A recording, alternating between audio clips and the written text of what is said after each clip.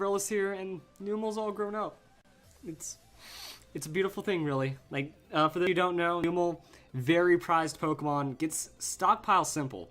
So it's like a double stockpiling Pokemon with that Eviolite. December 8th, I have even decided to call it Numel Day for the day that this strategy was discovered. And it's just such a beautiful Pokemon. But now he's all grown up. He's a Mega Camerupt, and he has a monstrous volcano and ready to destroy everyone. A 140 special attack Sheer Force Pokemon. You don't mess with 140 special attack Sheer Force. That's going to ruin everything. So that's a very strong hit right there.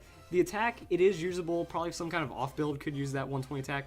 But the 140 special attack with Eruption, its Volcano grew. It got more volcanic power just to make use of that Eruption. And it's a very cool Pokemon. Ground Fire, also very awesome defensive typing. While you do have the 4 times weakness to water, only another weakness to ground and a ton of resistances and immunities. Well, 1 immunity to electric. So you're going to be a very durable Pokemon, very strong, and I just love it overall. Like, epic Pokemon right here. So very good, very reliable. Let's hop into Pokemon Showdown, and the idea here is Trick Room. You have no speed. Quiet Nature is going to make you monstrous on a special attack level. Very low speed, so Trick Room is going to be awesome. Then you just go with Eruption. Protect, set up Trick Room, Eruption. And then your opponent loses. That's kind of how Mega Camerupt is going to play, and that's how I love it. If you do take damage, you're tanky Pokemon. You should survive. Transition over to Heat Wave. Heat Wave with that sheer force power, you know, it's a 30% boost, so it's going to be almost 130 base power, which is right under Eruption, so that's going to get stabbed, be a ridiculous hit, and your opponent's going to go away. Earth Power for coverage, and that's it. That's all there is to Mega Camerupt. You set up a Trick Room, you go for heavy doubles, and then you just destroy your opponent from there. Pokemon that work with Camerupt, I'll go over that. Slowbro. Slowbro, while you're not going to have the Mega Slowbro, you can still have Slowbro as a very awesome Trick Room Pokemon.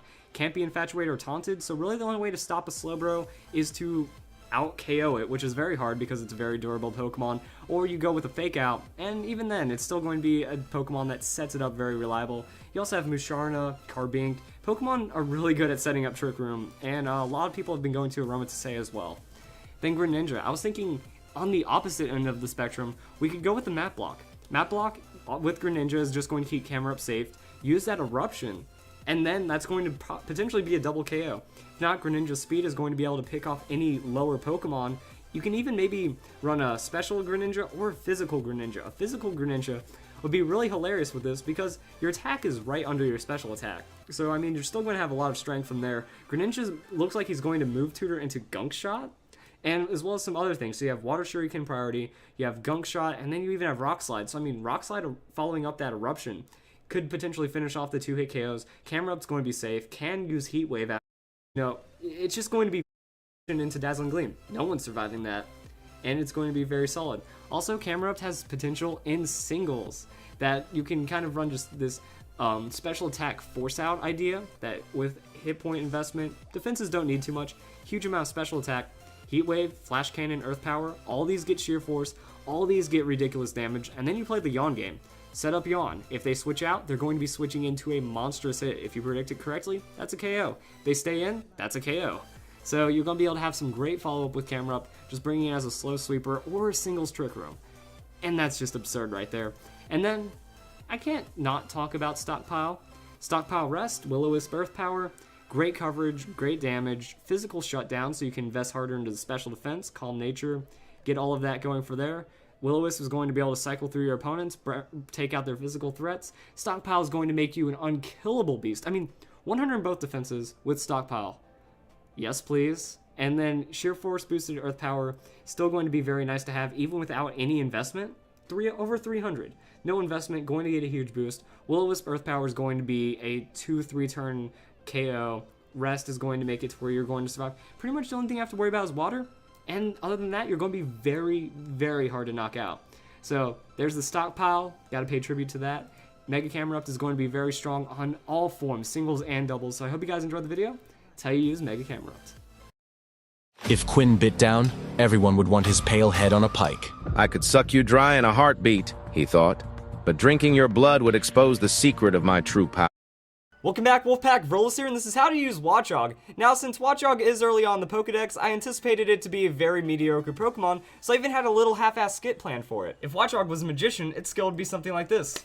Sleight of hand. However, after reviewing it a bit before the video, I realized it's okay. Wait, really?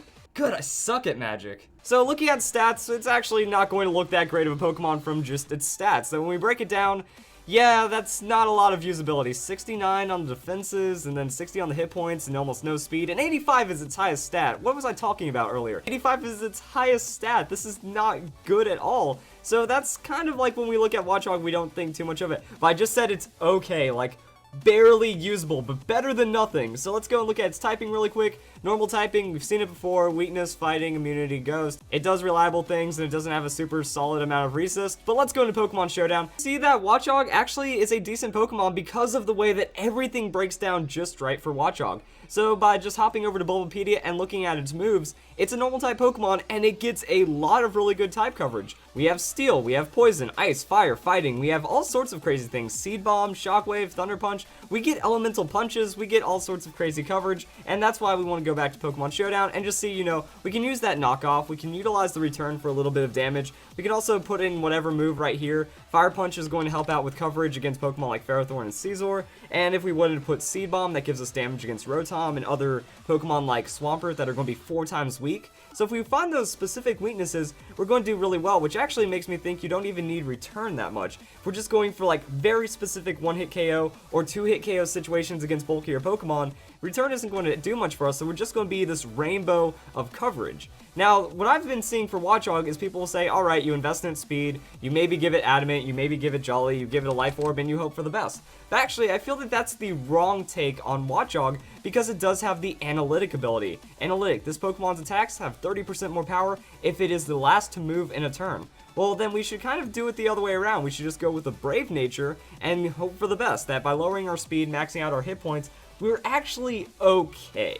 Base 60 hit points, even fully invested, doesn't make a tanky Pokemon, but it means we're now a borderline 2-shottable Pokemon. So all we have to do is take that hit, have our Analytic proc, and then go for Choice Band.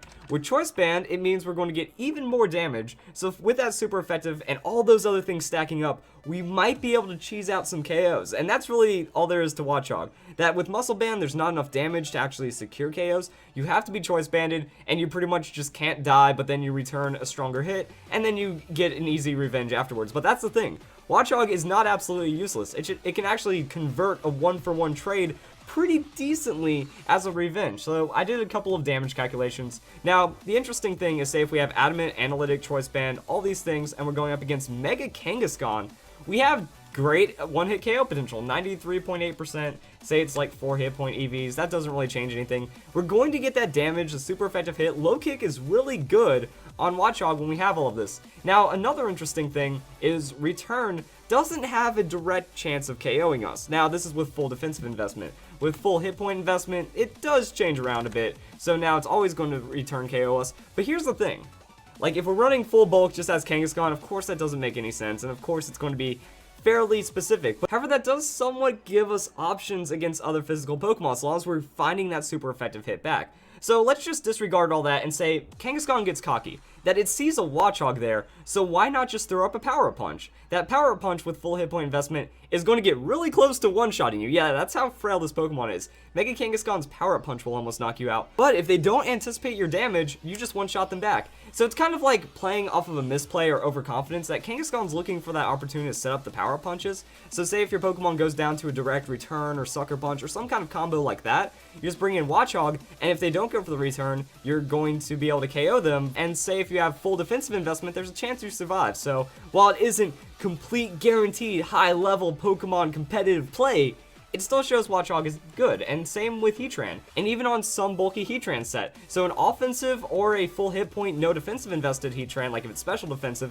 you're actually going to be able to KO it with the low kick because of Adamant, Analytic, Choice Band. And since you are on the same speed tier, that's why we need that Brave Nature. We need to make sure we're slower than them, and then the damage comes through, not enough to knock us out directly. Even something like a Fire Blast. Fire Blast is going to get close, and on offensive sets, it's going to be a lot closer depending on like what the Heatran is running. But if we survive, low kick's enough damage to KO because of that Analytic with Choice Band, and then same for some other things. Ferrothorn, we're in really good 2-shot range for Ferrothorn. Ferrothorn doesn't one-shot us. Fire Punch is going to be better in this situation. I have Fire Punch and low kick, so it just kind of shows with the right high damage coverage. You know, if we're running Ice Punch instead, Ice Punch is going to give us some really good things. So say we put Ice Punch because we don't need the return. We've already proved that we just need super effective hits. So we can take a Pokemon like Garchomp even. Garchomp, you Ice Punch it. It says 103 and 91 and something, but that's without hit point investment. So we tack on 252 EVs, and now we survive a Draco Meteor from a Mixed Chomp, or say if we go like 252, we get close on surviving Earthquakes from a Life Orb Naive Nature. So that just kind of shows like what we're doing, and it shows why the defensive set. If we go like pure defensive, you know, it's just very, very specific things. But there are these weird cases where Watchog just does well with the right amount of coverage because of that analytic. So the analytic makes it completely not absolute trash with that choice band. You just kind of run it in, like you see the Pokemon, you're like, wait, I know this matchup. I survive its hit. If it goes for setup, that's going to be free KO. And if not, you know, I trade 1 for 1 at a pretty good chance. So Watchog, it can actually do a thing. Now, if we also want to look at Watchog from a Keen Eye standpoint, well, Keen Eye ignores accuracy lowering and evasion boosting, so that means we're going to be able to hit evasion boosting Pokemon all the time, and with moves like Super Fang, you can actually clean up evasion boosting Pokemon really well. Super Fang them down to half unless it's Chandelure or Drifblim or whatever other Pokemon's using Double Team or something. That's going to be half their health gone for free because of Keen Eye. They're wasting turns thinking they can out-minimize you, while you're just getting free damage. After that, you have access to Confuse Ray. What I would personally do is use Lead with Confuse Ray. So you use Confuse Ray, say they still get off their evasion, whatever, well now they have a chance of hitting themselves, taking free damage, and if they're still trying to outboost over your Keen Eye, you use Knock Off, remove their item, and that's probably going to be a KO. We go full attack investment, we have like the hit points and stuff. I think Citrus Berry, just in case they like try to do something to do a little bit of damage to, you can overwhelm them just a bit. Or if you're also like, say you've removed their Pokemon, you force them to switch out, they understand that your Keen Eye isn't working, well that's going to give you some decent opportunities, you know, free Confuse Ray on the opponent. If they hit you, Citrus Berry might heal you up just enough, then you use Knock Off Low Kick or whatever other moves you need right there, and that's going to bring together your coverage. So there we go, Watchog. Not a great Pokemon, not making any of those claims, but at the same time, if you want a good cheesy Pokemon, you want to say, ha, I have a Watchog on my